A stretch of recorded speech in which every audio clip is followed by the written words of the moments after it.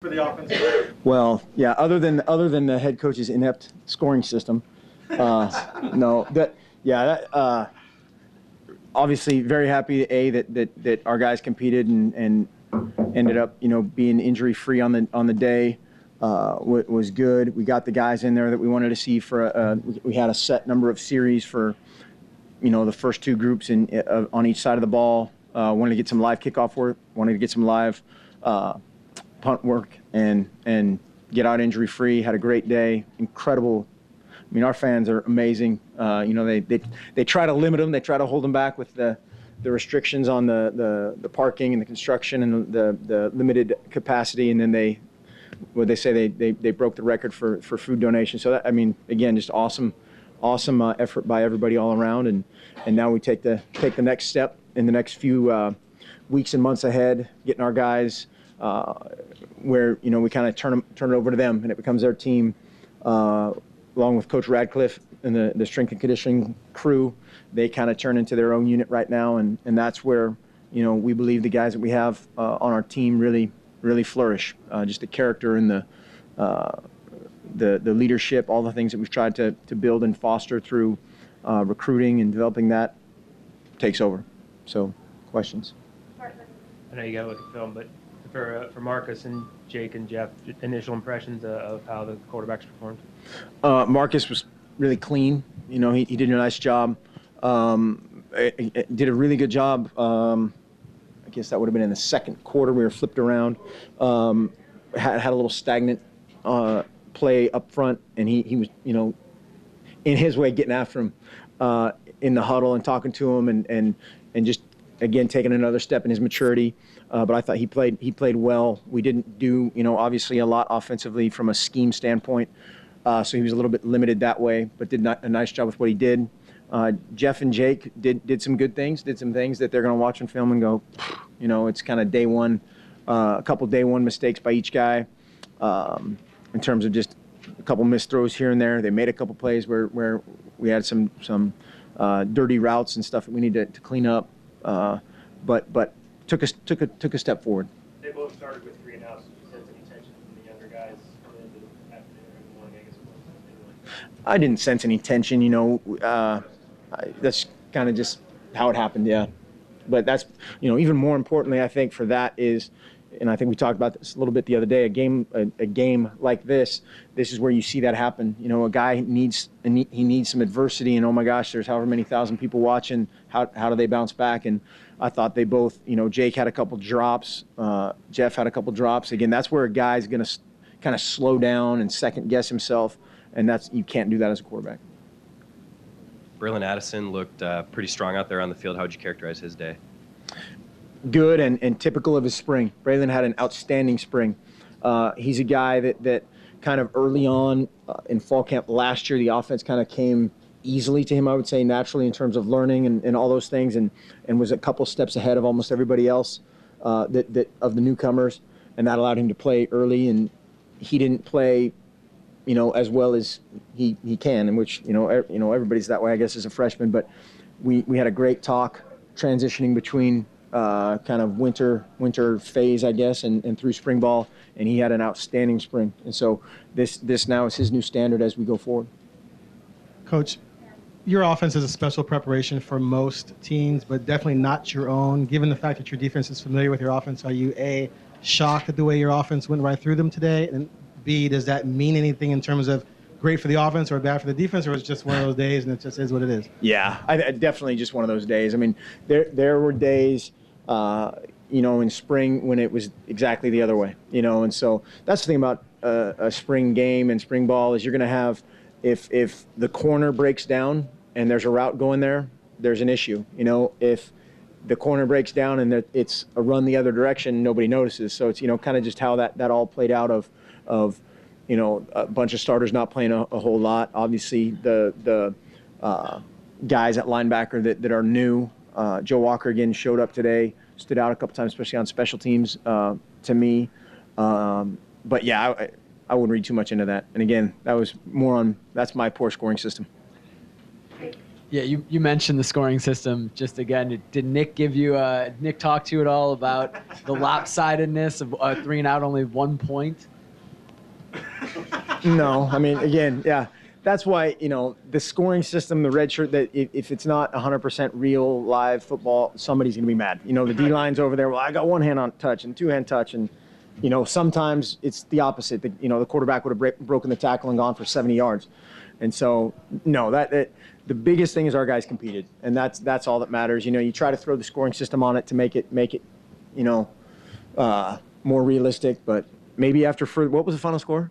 65-10. I reviewed the film before I came out here. It was actually 65-64. Point per tackle. Do you feel better? Yeah. You kind of touched on this, Coach, but you said this week that you wanted to get the right number of people, the right number of plays. Did you achieve that today?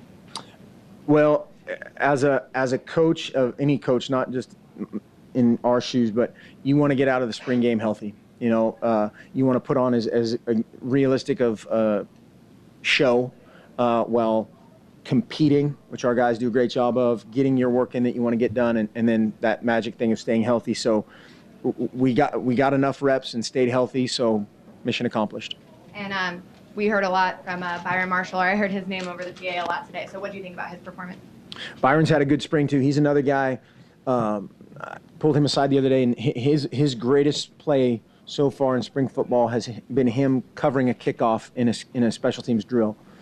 Played fast, made a guy miss, finished the play, made the tackle, and that's what he can do. He can be a weapon offensively and on special teams, and now he just needs to do it over and over again. And he's a young guy, played early, feeling good about himself in certain regards, but just needs to ratchet that effort up all the time and be a great player all the time. We always talk about fast guys are fast all the time, not just, flipping the switch.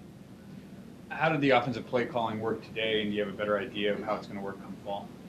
It worked. Like I said, we limited a lot of what we did offensively and defensively today.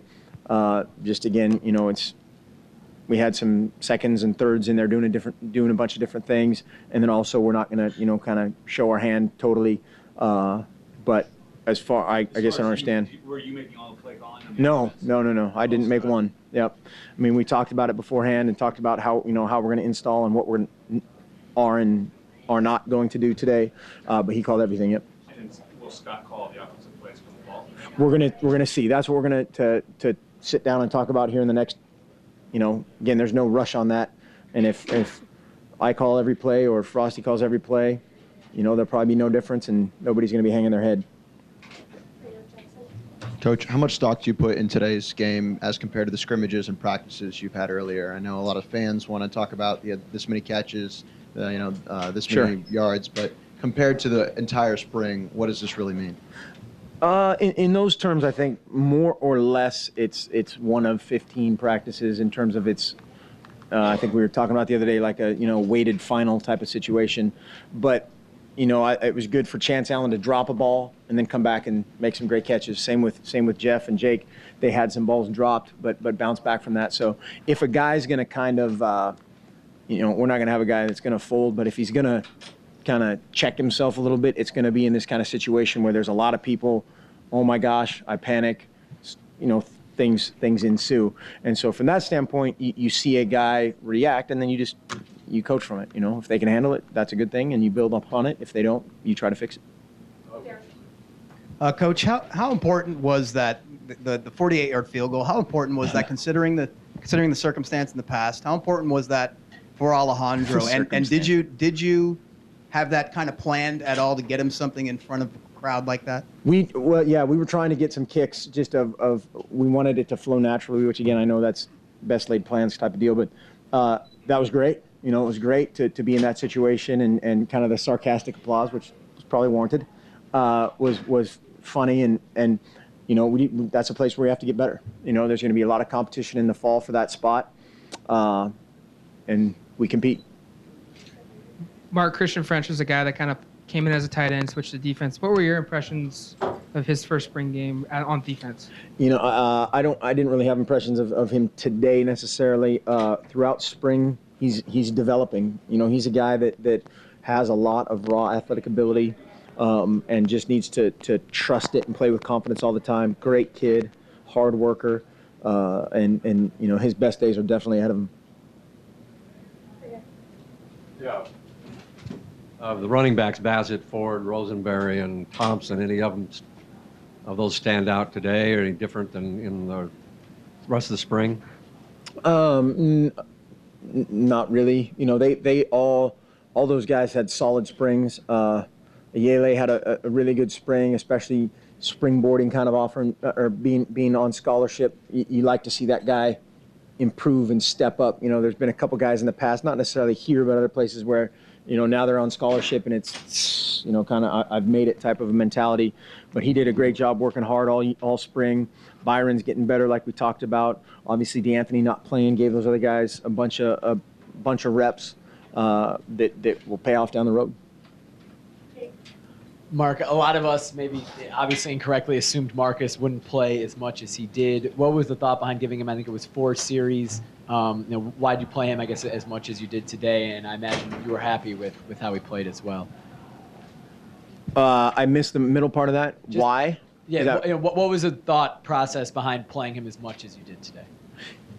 He's a young guy. He's a sophomore that just needs to continue developing. And today, was a great opportunity for him. He had 4 series, and him and a few other guys that was their cap, and he got better. And then he utilized it. One thing we talked about before, and then during today is now he's a coach. Now he's a leader.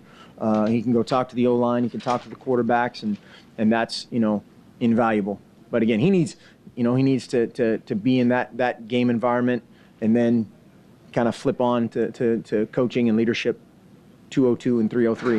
Yeah, along the coaching lines, I saw him out there on the field with you at times. What did you want him to do? What was his tasks, I guess, specifically at that point? Snacks, water. No, he. I know it was a joke. It was a bad joke.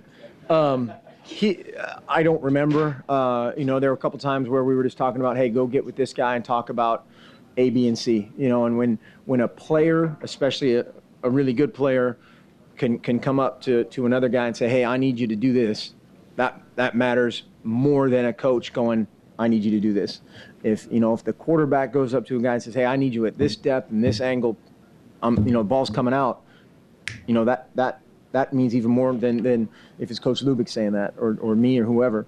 And so just trying to use today as a growth process for everybody. Just talk about for you what this transition has been like the last couple of months, and kind of culminating in front of a huge crowd for the first time as a head coach. I guess along those lines, you find yourself looking at things a little bit differently, or you're forcing yourself to look at things a little bit differently. Just trying. Oh, sorry. Yeah. Just staying healthy. That was making sure everybody's in the right spot and trying to. A couple guys got banged up there. BJ, I think, just got the wind knocked out of him, and I think Stetson Bear was the other guy that kind of got the wind knocked out of him, and those are scary moments. But, again, our staff has worked so hard. Our players have worked so hard. We're just trying to maintain those standards and advance those standards every day. Mark, sorry if you addressed these, but it was clean. It seemed pretty clean in terms of penalties and turnovers as well. Did you feel okay about those facets? Yeah, I was hoping for a couple more just from the defensive standpoint, which, again, that's my fault for the scorekeeping system. But, yeah, for turnovers. Yeah, and yeah. But, yeah, had a couple procedural deals, had a couple snaps that was a little bad ball drill for the quarterbacks, which, hey, just, got to play it. But for the most part, that was okay. Obviously, you'd like that to be 0. Mark, expect to have Tyson Coleman for the start of camp? Yes. Mark, you guys prided yourselves on good blocking from the wideout position. Josh had a good day. Braylon had a good day. Overall, how'd the blocking do on the outside? I don't know. All spring those guys have done a nice job. That's one of their calling cards is they're going to try to out physical people and without watching the film, I really don't know. I just saw there was just a couple breakdowns on the outside and those quick passes. So yeah. I just didn't know if you saw those. Yes, there were a couple times where they broke down, and a couple of those guys will improve. How did you feel about the American flag at halftime as well? I wanted to get you to that as well. What was that like for you?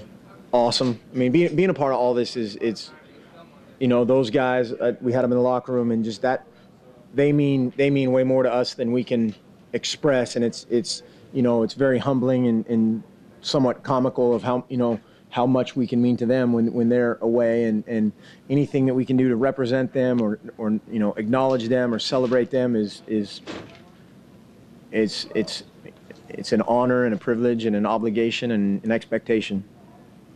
This is a bit off topic, but Chip picked a couple guys that beat you guys the past 2 years, Zach Ertz and Matt Barkley. What was your reaction when you saw Chip taking a couple of those nemesis?